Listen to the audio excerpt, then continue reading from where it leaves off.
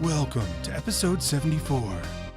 Hey, this is John Lee Dumas of EO Fire, and you're listening to Who Did That Voice, where we take an in-depth look at voiceovers. Ready to take a vacay, but you just don't have the time to plan? Let the agents at 3D Travel Company pamper you and take care of all the little details. Find us at www.whodidthatvoice.co and click the Book Now button on the left-hand side. For a limited time, Who Did That Voice listeners can receive a Disney gift card for qualifying Disney and Universal trips, booked and traveled by 2017. Hurry and book today so you can travel away. Welcome to Who Did That Voice, the show where we take an in-depth look at voiceover. And now, here's your host, Trenton Larkin. Hey everyone, just wanted to let you know we have launched a Patreon page. You can find us at www.patreon.com/whodidthatvoice. What is Patreon, you say? Well, it's a lot like a Kickstarter or Indiegogo campaign that allows you to help support us on a monthly basis.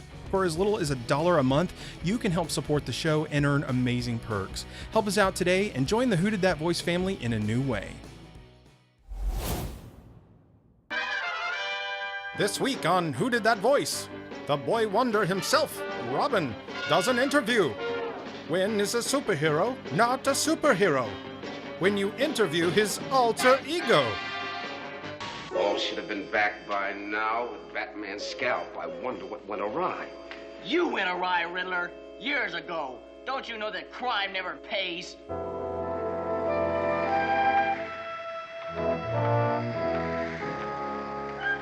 Bruce, Christmas sure came early this year. Yes, it did, Dick, thanks to Aunt Harriet. Or this slot car raceway, it's the coolest, Aunt Harriet. Poor people have it. Rich people need it. If you eat it, you die. What is it? Nothing. I can't come up with anything either, Batman. No, Chief. The answer is nothing. Now sit back, relax, and enjoy the show.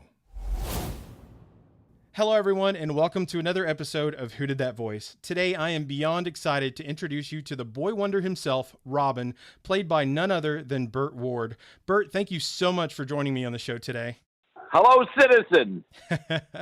Well, Burt, it is such an honor to have you on the show. My parents raised me on the Batman from '66, and I am super excited to be talking with you today. Well, thank you. That's very nice, and just shows that you have excellent taste. I do think so. I do. Well, Burt, the very first thing we like to do on the show when we have a special guest for the first time is just to get to know them a little bit. So tell us about Burt, the little boy that grew up into the man that you are today, and how did you get into acting, and especially playing the role of Robin on the television series back in '66?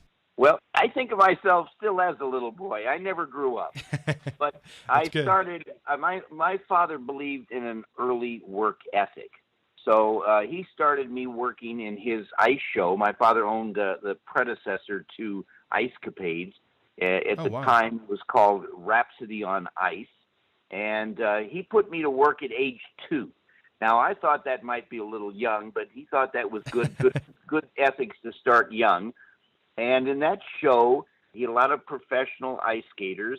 And at one point in the show, they would announce that I was going to be coming out, and they'd have 2 of their top skaters, one kind of holding my hand on each side and take me around, and the kind of the arena. And then after doing that, and everybody was clapping. They thought that was going to be it. But then they let go of me, and I skated by myself, and people were like, couldn't believe it. 2-year-old skating. So that's amazing. And I do remember a little bit about it. I don't remember a lot of details, but I remember skating, and I remember that I was in the dark. You know what I mean? Or I should say that the people were in the dark, and I was in the light, so I couldn't see people's faces, but I could hear them. Yeah. And so that was my first experience as a performer at age 2. I grew up in Beverly Hills, California. My father ended up selling the show and becoming a prominent real estate agent. and broker. And I went to Beverly High, went to UCLA, UCSB. That's University of Los Angeles, Santa Barbara for a semester. And then 2 years at UCLA. And I was studying acting. I wanted to be an actor. I actually, as a child growing up, I remember when I was about 4 years of age that I was very, I should say, enthralled with Superman. Where I lived, they had Superman comics, Superboy comics, but no Batman comics. Never heard of that. Never knew anything about it. Wow. So my mother showed me when I grew up that she had taken pictures of me on my tricycle when I was like 3 or 4 years of age with a bath towel around my neck held together with a clothespin. And so I was going to be a crime fighter. And, I actually believe that thoughts can be things if you concentrate on it, hard enough and long enough. So anyway, I remember I was helping my father with real estate, and I was helping him sell houses on the weekends when I wasn't going to UCLA, and I helped him sell a house to a well-known Hollywood producer, and the producer was nice enough to watch a scene that I did. In fact, said, I'll tell you what, I'm going to send you to an agent. And he sent me to see an agent who was not terribly enthralled to have any additional clients. First thing he said to me is, well, I can't get work for the actors I've got. I would never take you, but if it wasn't for this producer, I've got to take you now. And so don't expect to work for a year. And if you do, you probably get a one-liner. I mean, that's not very encouraging. No way. So I didn't hear anything for a couple of weeks, and I didn't even meet the man. This was on the telephone, And and then a couple of weeks later, I got a call from someone in his office. Sounded like a secretary. He said, well, there's something going on over 20th Century Fox. You've got a 3:30 appointment or something like that. Go see this casting director. So I got the address. I drove over there. I was 20 years of age, and they let me on the lot, and then they told me where I had to go to meet this casting director, which I did, and he was very nice. He said, would you like to meet the executive producer? And I said, sure. I figured everybody got to meet the executive producer. Well, that's actually not true. So I went in to meet the executive producer, who I walked in and I said, hello, sir. And I shook his hand very firmly and looked him right in the eye. And I think he was a little taken aback by my aggressiveness, even though it was nice aggression. I was still pretty aggressive. And he said, well, you're kind of big for this part. I said, well, sir, I promise you I won't grow anymore. And he laughed. I mean, he couldn't believe, how could anybody stop growing, right? If you can't will that. Yeah. So he said, would you like to do a screen test? And I said, sure. I mean, I figured everybody got to do a screen test. Well, again, that's not necessarily true at all. So it was arranged that a couple of weeks later, I went into the studio, but I had no idea what I was trying out for. Nobody told me anything. And when I was there, they had me just in my regular civilian clothes, and they introduced me to another actor named Adam West. And for about 10 or 15 minutes before the screen test, he and I talked, and in 5 minutes, the two of us were laughing, and we got along amazingly well. And then when it came for the screen test, they handed me 2 sheets of paper, which had dialogue on it. And the only names that were on that sheet of paper was Bruce with certain lines to say and Dick with certain lines to say. No last names, no title of a show, no nothing, just Bruce and Dick. You know what I mean? Wow. Yeah. So, and it wasn't there wasn't any earth-shaking thing that, it was just basic dialogue, talking between the two of us, which I did. And they said, okay, well, that's good. And I said, well, thank you very much. And I started to leave. And they said, whoa, wait a minute. We're not done with you yet. We want you to go over to this dressing room over there on the other side of the sound stage. And we have 2 wardrobe men who are waiting for you to help you get dressed. And I stopped for a minute and I said, well, I'm perfectly capable of dressing myself. I don't need help. It's, oh, no, you don't understand. You don't understand. You just go over there. You'll find out. So I was kind of like a little stunned and caught off guard. But I went over to the dressing room, and sure enough, there were two people there waiting for me. And I looked onto this, it looked like a bed or a cot, but it was very long, maybe like a couch without a back. And all this stuff on there, I mean, you know, like T-shirts and cape and vest and boots and gloves and mask and, you know, shorts, and all, you know, everything, leotards, all this kind of stuff. And I said, do I have to put some of this on? They said, no, you have to put all of it on. Wow. And I'm telling That's you, crazy. they helped me get dressed, and it was the worst experience I thought I'd ever had at the time. I mean, that was so incredibly uncomfortable. And finally, I'm hobbling to walk in this contraption. You know what I mean? And as I'm going out the dressing room door, I turned to one of them and said, well, I guess the good news is that once this screen test is over, I'll never have to put this stuff on again. Okay? Well, famous last words, right? Yeah, so, definitely. And then I walk over to the set. I mean, it took me a while to get there because I'm just so uncomfortable. I got to be honest with you, man is not built for tights, okay? It's really not the right thing. So I go over there, and there is this actor, Adam West, only he is in this other god-awful contraption with a really long cape and a cowl over his head. So all I could do is basically see his jaw, and when I looked him in the eye, it was funny the way his eyes and his head fit in that cowl. He looked cross-eyed, you know, which I found to be quite funny, you know? Yeah.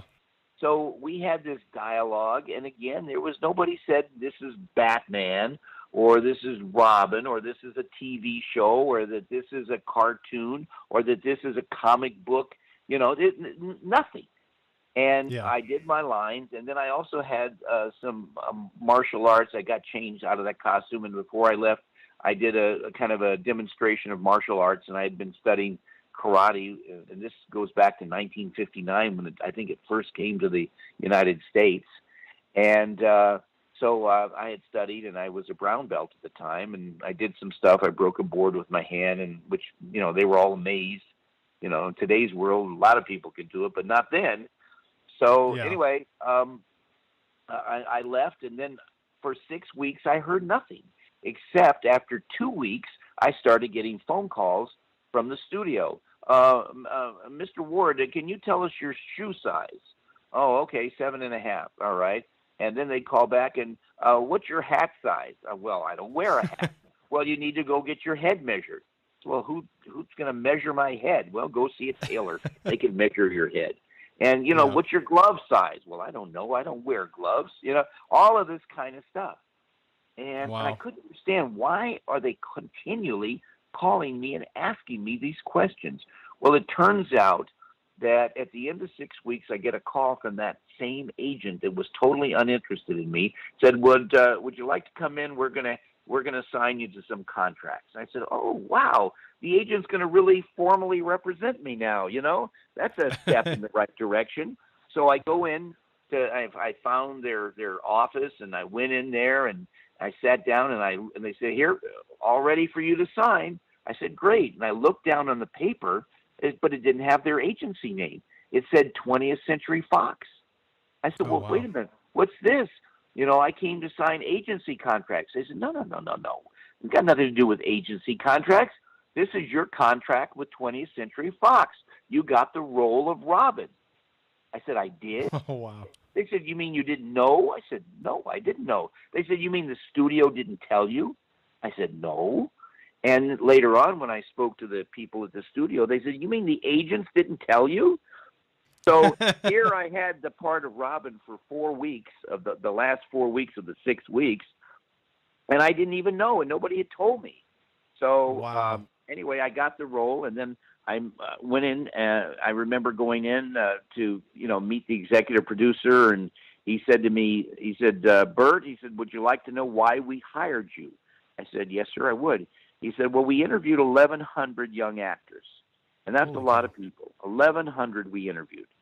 And the reason we selected you, Burt, is because in our minds, forgetting a television show, forgetting that, if there really was a Robin, I mean, for real, we think that you personally would be it. So wow, we don't want you to, quote, act. We really want you to just be yourself and be enthusiastic. And that's all we want from you. I said, well, gee, that's easy enough. I'm already enthusiastic, and it's not hard being myself. I am myself. So anyway, that's what I did for 120 episodes. And I guess because the crew was very large, like 80 men on the crew, which is just about a double-sized crew because of all the explosion and special effects and unique sets and all this unique hardware, all this kind of stuff, that as far as my acting and Adam's acting was concerned, other than telling us, well, you had to be, go sit in the Batmobile and when you say this line or whatever, some details like that. Other than that, we were left to do whatever we wanted. So when you saw me jump over the door and land on the seat in the car, or getting out of the car, jumping over the door, getting out, or standing up on the door and walking on the edge of the car on the fins to the back, that was all me doing it with nobody stopping me. Later on, I found out that the guy that George Barris had built the Batmobile nearly had a heart attack when he saw me do that because of his paint job. But yeah, I mean, hey, that was part of, I just did whatever I thought was right. I hit my fist into my palm. I mean, there's a lot of stuff that I did, and nobody said do this or don't do this, and I had a lot of freedom. Wow. But it made it so natural because it felt so real, and that has to be a big reason why. Oh, absolutely. And Adam and I mean, you can go, your listeners can go on to the internet and watch my screen test, okay? And they can also watch the screen test of another young actor, Peter Dial and Lyle Wagner, who were the other two that screen tested at that time. Now, Lyle Wagner is a fine actor with a lot of experience, but if you look at the way he and the other young actor played their version of these roles, you'll see that they played them basically very serious. I mean, there was really nothing funny about it. Whereas Adam and I, we played it serious, but only serious to an extent. We had a whole different level of an approach. Ours was multi-level. For the kids, we played it serious because we wanted them to hero worship and, riding in the Batmobile, climbing walls, fighting heinous villains, all for the, all for the American good, And for the adults, it was the nostalgia of the comic book. But for the teenagers and the college kids, this was a group of people that the networks basically had given up on. They just couldn't find any way to attract them because they were just too demanding an audience. They didn't want just the plain old dry hamburger, so to speak. So our double meanings and insinuations and suggestive things that we did, oh my gosh, they went nuts over. And of course, so did the censors, because just about every week the censors came to visit us and chew us out, saying, "You can't do that. You can't say that. And we were very innocent, like, oh, gee, we never thought we were doing anything wrong, and then turn around and do it again, Well, I mean, it made the show so epic, and hearing about your background as a young skater in your dad's show at 2 years old, it kind of makes me feel like you grew up as Dick Grayson almost, because his family was in the circus and they were acrobats. And so you have a very similar upbringing with the martial arts. And it's just I see these parallels, and it makes it just the perfect role for you. And I can see why the producers were like, if there really was a Robin in real life, you would be it. I totally agree. Right. And, it's so funny when I would meet people, even when I wasn't in costume, just meeting people, they'd say, "Oh, wow, you look like yourself." Well, yeah. "Oh, wow, you sound like yourself." Well, yeah. I mean, and it's like and it's so funny because when I was filming, you have to understand, at the time, I was 20 years of age. I got the part when I was 20. My parents had to actually take me to court where I had to have a judge approve me, because I wasn't 21 years of age to legally sign the contract. And when I was working on that show, I mean, here I was working 5 days a week, at minimum 12 hours a day, sometimes 14. And I'm on a big cold sound stage. The way it works is you wait. In fact, there's a famous line in show business, hurry up and wait, where, I would sit around for 45 minutes, on a cold, damp sound stage, usually partially in my costume, wearing a robe to stay warm. And you wait for 45 minutes, and you work for 30 seconds. And you wait another 45 minutes, and you work for another 30 seconds, okay? Just imagine doing that all day long. Well, I didn't have a lot of people to talk to that were my age. I was 20. The next youngest person on the set was Adam, who was 37. That's 17 years. I mean, that wasn't exactly, similar ages. And the rest of the crew were all in their 50s and 60s, because these were all the top experts, cameramen, gaffers, lighters, all the kind of stuff. These guys were the best of the best. 20th Century Fox had the fantastic crew. But there wasn't a lot of, camaraderie for me to talk to, or, there wasn't a lot that they wanted to say to me or me say to them. So I sat around, read, just waited, and stuff like that. It wasn't until that I came home on the night that the show aired, January 12th, 1966, and I watched it for the first time, and I was really blown away. I said, wow, this is really good. I mean, you have to understand, I didn't hear any of the Batman theme music before it aired. I didn't hear any of the, screeching tires and the fire coming out of the back of the Batmobile and the roar of the turbine engines and, the pows and zaps over the fight scenes and the explosive graphics and the sound effects and, all of this stuff. And the villains, whenever the villains were shot in their hideout, there was always shot at an angle. And I couldn't understand why. I said, what's the matter? These guys are cameramen. They got a problem. They can't keep the camera straight. And it turned out, when I asked about it, they said, oh, we did it intentionally. I said, why would you turn the camera, and not be level? Why would you do it intentionally? They said, we did it because the villains were crooked. So we shot it at a crooked angle. Well, I didn't even know that. Yeah. And I've been on the show for several years. Still didn't know the last year of the show. And so anyway, it was a lot of fun. But when I made my first personal appearance, now that's when all of a sudden I saw how people reacted. And this was in Tacoma, Washington. This was in, I think it was about March or April of 1966. Adam that weekend was going to New York to be in Shea Stadium. He had a huge event where they, I think, sold out, or almost all the seats were sold out in Shea Stadium, where he arrived in the Bat-Copter, landed right in the stadium, and oh my God, it was tremendous. But that sounds epic. Yeah, and then I was in Tacoma, Washington, at a kind of like a shopping mall. It was a huge location, but I mean, and I'm appearing by myself. And when I arrived on Friday before the Saturday appearance, they told me that as of that Wednesday, 2 days before, you couldn't get within 6 blocks of that mall. There were people in tents sleeping out, waiting for this appearance, and that they were handing out raffle tickets. And as I later found out, more than 310,000 raffle tickets were handed out the week before and then during the 2 days of my appearance. That's a lot of raffles. That's a lot of attendees, Wow.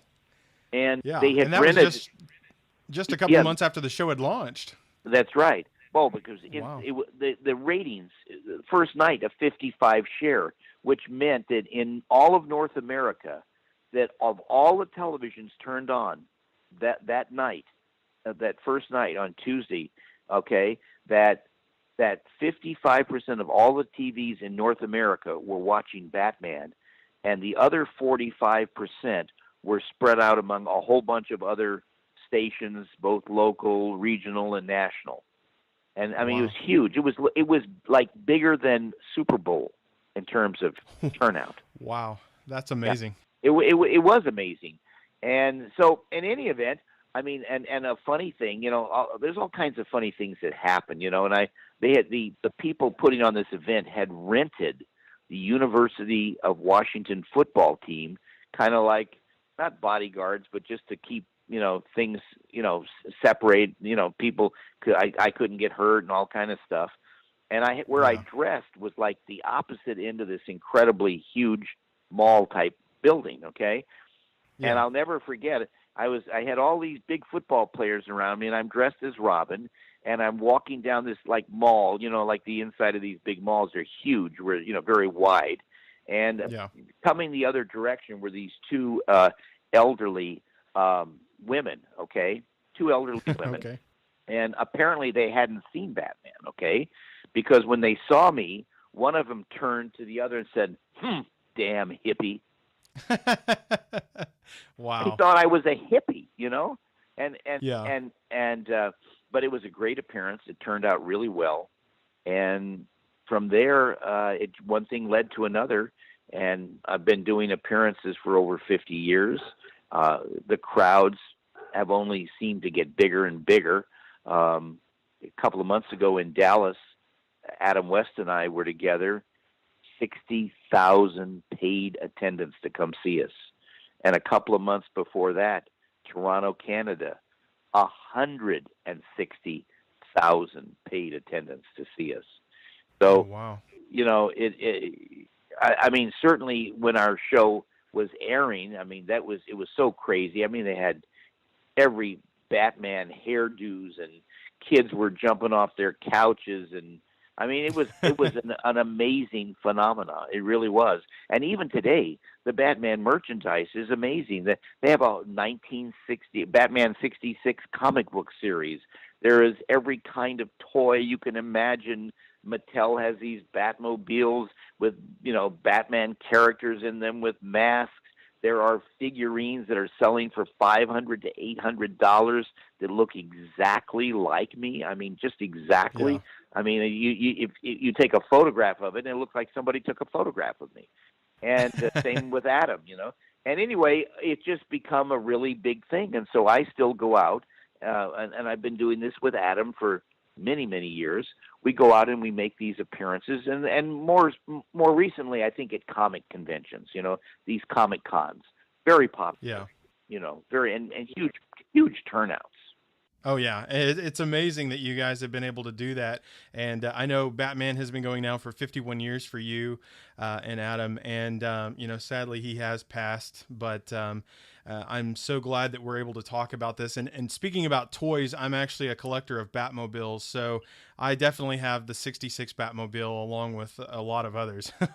Well, they have some newer ones in different sizes, and they have figurines that are in the Batmobiles, and I mean, it's just one thing after another. And I mean, and they have some pretty spectacular licensed merchandise. There are, for example, one-armed bandits that are 11 and a half feet tall with 4 bigger than life photos of Adam and I, and apparently they pay very well. So I've heard very good things about that.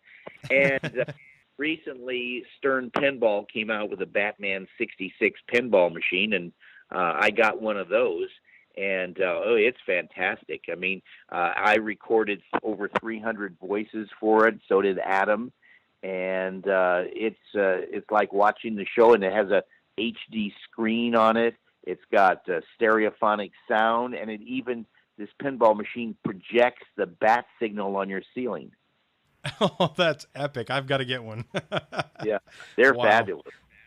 Well, that is fantastic. It's tremendous interest, and now I have, of course, I recently, last November, there was an animated feature from Warner Brothers that Adam and I starred in with our voices, Batman Return of the Caped Crusaders. And now we have a new one coming out this I believe October, November. I don't know exactly the date, but I'll tell you something, it's going to be gigantic. It is huge. It is Batman versus Two-Face, and in fact, they just released the trailer, which your listeners can go out and see on the internet, the trailer for the new Batman versus Two-Face. And the trailer, I mean, the character Two-Face, okay, there's lots of villains, a whole bunch of them, but the main villain is Two-Face, who is being portrayed by none other than William Shatner, okay? So here you have the two most iconic television shows in history, Batman and Star Trek, with the actors working together. That's super epic. And your show is coming out October 17th, 2017. People can get Batman versus Two-Face.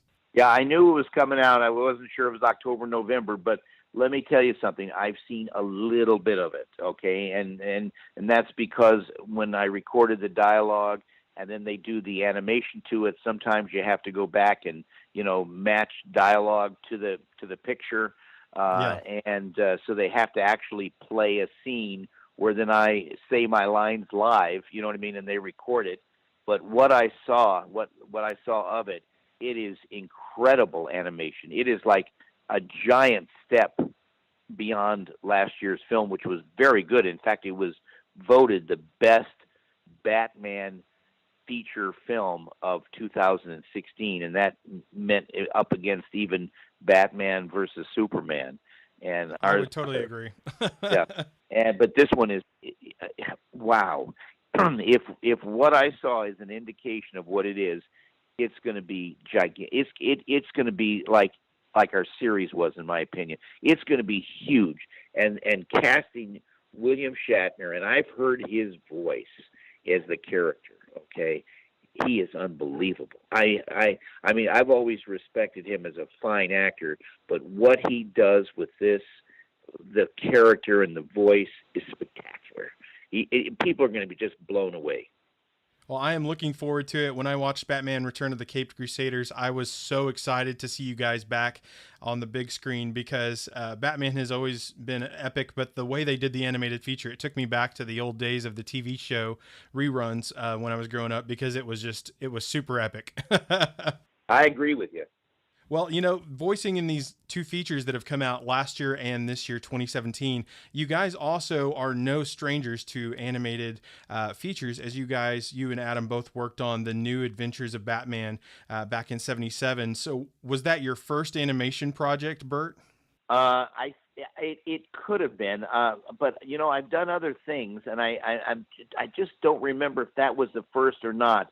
But since then, of course, I've done, I was on a whole bunch of different shows, Futurama. I was on The Simpsons. They had a show with Adam and I on it.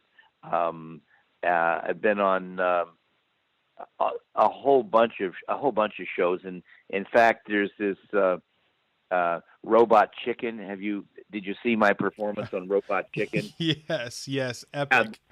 I was epic. The person in that only cast member that actually had two roles. One was Robin and one was being Burt Ward, and they drew a character. They drew me, Burt Ward, and it was terrific. I mean, I was a little shocked. I couldn't actually believe that some of that dialogue that Warner Brothers and DC Comics would approve that, but they did, and it's hilarious, absolutely hilarious. Absolutely. Well, it's amazing that you've been a part of both, television and animated features because they both have a high impact. And Batman and Robin have always been something super epic and special in my life. And I know for millions and millions of other people, it's meant a lot to them as well. I really wanted to talk with you as well. Thank you so much for diving into Robin and some of the amazing stories you've told today and the new feature films. I cannot wait for this one coming in October. But I really wanted to learn a little bit more about Gentle Giants. What can you tell me about that, Burt? The best way to describe it is and Warner Brothers loves the way I describe it. I like to say that I was the Caped Crusader, and now I am the Canine Crusader. And just like saving people in Gotham City from heinous villains, for the last 23 years, my wife and I have rescued dogs, primarily giant breed dogs. And we've actually rescued more than 15,500 dogs, every one of which would have been put to death if we hadn't been there to save them. And we provided them food and shelter. We provided them love, complete medical care, and found each and every one a safe, loving home. So that's wonderful. But I got to tell you, by rescuing the giant breeds, and which traditionally have the shortest lifespan, when we would lose one of these dogs, we would be just devastated. You know what I'm saying? Oh yeah. Because their lifespan was so terribly short. And my wife and I vowed that if there was a way that we could find to help these gentle giants live longer, that we would certainly do that. And because all of these dogs have actually lived in our house with us, we don't have yards that dogs are in. We don't have pens or cages or whatever, other buildings that we stick them in. They live in our house with us as a family. Wow. And just imagine for 23 years to have, as many as 50 or sometimes more dogs living in your home with you at the same time you're living in the home, right?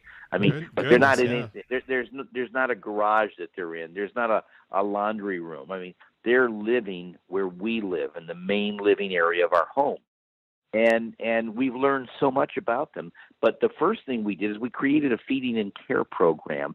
We feed and care for dogs differently than other people do. And your listeners can go to our websites. We have a GentleGiantsRescue.com website. We have a Gentle Giants dog food website. And they can learn how we feed and care for dogs and how we have them living incredibly long lives. Initially, just by the way we changed how we fed and cared for the dogs, we added an average of 3 years to every dog's life. So our Great Danes, our Great Danes that were living 7 to 9 years, when we fully developed our program, were living 10 to 12 years. That's a huge uptick there. And we came to a point where we decided that we couldn't go any further if we didn't change their food. And we didn't have any great expectations. We just thought that if we made the very best food possible, the very best of the best, and we were really only making it for our own dogs here, we never thought of selling the food. I mean, we're so consumed with having, 50 or more dogs in your house, caring for them with all the issues they have. It's like we became almost like hermits, But we when we went to make the food, we just figured we'd make the best of the best. And maybe we could pull out a year and a half maybe, add to each dog's life. That was our hope. But what we found out turned out to be so devastating to us that it changed our lives forever. And what we found out was this, that the companies that make dog food know something the average person doesn't know, which is the more fat content they put in dog food, the hungrier it makes dogs. Interesting. And in our opinion, it is all about money. It isn't about love of animals. It is all about money. And, sadly. I'll give you a human example. Do you remember 6 years ago, there was a guy that went into a McDonald's in Ohio and ate at that McDonald's every meal for a month. I remember that. Morgan Spurlock. He gained 55 pounds and almost died. They made a movie about him, Super Size Me. That was the movie. A lot of people saw that. And after that, I think McDonald's added a whole healthy diet to their menu, which was great that they did that. But the fact is, that man almost died. Well, what I'm describing, that the dog food companies are injecting massive amounts of fat into their food, is affecting dogs the same way. I mean, more than half of the dogs in America are obese. They're overweight. All you have to do, and your listeners, if they want to verify what I'm saying, whatever dog food they're feeding, turn the bag over. Look on the back of the bag next to the ingredients. There's a chart called Guaranteed Analysis. The first item is protein. The second is crude fat. And what they're going to find is that the crude fat of what they're feeding their beloved dog is going to be somewhere between 12 to 22% crude fat. Now, 6 months ago when I had an exam, my annual exam by my doctor, I asked him, I said, Doc, just out of curiosity, what would happen if a human being, who's obviously much better designed than a dog, what would happen if a human being ate even 12% crude fat at every meal? And without any hesitation, my doctor said, would cut your lifespan in half. Wow. And after doing more research, my wife and I found out that dogs, we knew they love the taste and smell of meat. What we didn't know was that dogs actually do not like the taste and smell of fat. They don't like it. So if you look at any dog food, just about any food out there, okay, what you'll find, if you pick it up in your fingers and you rub it, you'll say, oh, this dog food is greasy on the outside. Well, why is that grease there? Well, because dogs don't want to eat food that's been filled with fat. Okay, so how do you get dogs to eat fat-saturated food? Well, the manufacturers found a way.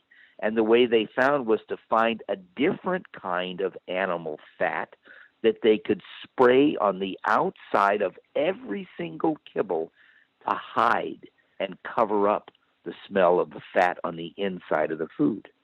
Interesting. Yeah, because I know every time I reach into the bag, it's always so oily and greasy, and you almost try not to touch the food just because of that. Exactly. Now, let me ask you a question. Would you take bacon grease, which is an animal fat, and pour it down your garbage disposal? Would you do that? No. Right, No, because it would ruin it. Yeah. I mean, that grease, it doesn't dissolve, It coagulates and becomes hard, right? And would clog your garbage disposal and ruin it, okay? Well, if animal fat will ruin a metal garbage disposal, what do you think is happening to the inside in the intestines of your beloved dog when every single kibble is encapsulated in grease? What do you think's happening? Yeah. It's clogging their arteries and their pathways, and prematurely killing them. Yeah. So what did we do differently? Well, we approached this from the angle that we were never trying to make any money with this. In fact, this is our charity. My wife and I don't take a dime in salary. We don't take anything from this. So, but what did we do? Well, first of all, we didn't add any extra fat. I mean, there's about 9% fat in food, about 9%. Okay, in the the chicken and the vegetables and all that stuff that we feed. Yeah, we don't add anything to it. Nothing. So therefore, dogs love the taste and smell of our food as it is. So because of that, we don't have to spray anything on the outside to cover it up, to hide anything, And our food doesn't feel greasy because it isn't greasy. That's and in great. fact, our food is so dry that if you rub the kibbles together, you could make a powder of it. So Wow. how does it work? Well, it's all USA made. It's called Gentle Giants. There's no chemicals. There's no preservatives. It's all natural. And the way it works is that when dogs eat it and it goes into their intestines, if you think of it this way, if you have a paper towel and you put it on something moist, like, moisture on a table, it soaks it up. Well, our very dry dog food, all of pure nutrition, but still very dry, actually absorbs the grease that's been accumulating in a dog's intestines. It absorbs it. Wow. And when the dog goes to the bathroom, it takes it out of the dog's body. So people tell me all the time, hundreds of emails, letters, phone calls, and we've seen it with our own dogs. After a dog has been on Gentle Giants dog food for 4 to 5 weeks, it's like having a completely different dog. The dog is healthier than it's ever been. The dog's more alert. The dog is calmer because they're not hungry all the time. And with our food is designed for dogs to self-regulate how much they eat. And you can't do that with regular dog food because the dogs would overeat. Oh, yeah, So they would, why is yeah. it important to teach a dog to self-regulate? Because when people feed a dog and give them a certain amount, they don't know for a fact if what they're giving them is the right amount. They could be giving too little, too much. They don't know. They're guessing. We don't have to guess because all of our dogs eat only what they need. They never overeat. They never gain too much weight. And they're so healthy, and I'll tell you, veterinarians would not like to hear this, but our own dogs are so healthy, the only time they ever go to see a veterinarian is every 3 years for a $10 rabies update. Wow. That's really inexpensive. Let me tell you, I tell people all the time, all you need is 1 or 2 good vet bills, and anything you think you've saved, you haven't saved. And so anyway, our Gentle Giants food, we take, as I said, we take nothing from it. We sell it just a little bit above our cost just to make sure we don't lose money. And in fact, our motto is half the price and twice the life, because our food retails for half the price of what you would pay for an all-natural food in a pet store that won't keep your dog living up to 27 years like our dogs are living. And in fact, right now, 24 of the dogs in our rescue right now, 24 of them have already lived more than twice their normal lifespan. Now, that's consistency. That's not an anomaly. That's consistency. Wow. Burt, I really appreciate you diving into Gentle Giants. It sounds like an amazing product, and I definitely hope people will try it out. I think it's a product well worth switching for using on our pets and love, because they are our loved ones a lot of times, and absolutely. we need to take care of them. So, and by the way, I'd like to mention our Facebook page, Gentle Giants Dog Food and Products is our Facebook page, and it's an interactive page. People all the time write to it. They post photos and videos. In turn, we answer all questions, and it's very educational for people. They can learn a lot about feeding and caring for their dog, training their dog, when to take the dog to the doctor. I mean, there's a lot of real good information there. And in addition, our dog food is available in certain stores across the country, in Walmarts, most Walmarts, and also online at Chewy.com, Walmart.com, and PetSmart.com. So those are anybody in the country can get our food, and they can get it without shipping charges, and it makes it ideal because not only are they going to save a lot of money, but far more important, their dog now can live an extra 10 to 15 years longer and healthier. Wow, that is amazing. That is awesome to hear. Well, I have one final question for you today, Burt, and we will wrap this interview up. The question is, what is the legacy that you want to leave behind? Well, 2 things. I have a dual objective. Okay. One objective in terms of my acting, that I want to bring people together to enjoy life and realize that life on this planet is very short, that the most precious commodity in the world is life, and that through entertainment and education that we all can be better people, and we can live with, amongst other people, and be kind to other people, and not be, negative and horrible, and just the opposite. My wife and I are the same exactly. We want to build a better world. And that's one. And the other one is that dogs are very loving. I mean, they're man's best friend. They love you no matter what, unconditionally, whether you had the best day at work or the worst day at work, doesn't matter. They love you. And all they want is your love, and they'll give back, every bit of that love as well. And we want them to have a chance to live to their potential. And right now, our dogs are living 2 and sometimes 3 times their normal lifespan. That's how long they're living by eating Gentle Giants dog food and following our feeding and care program.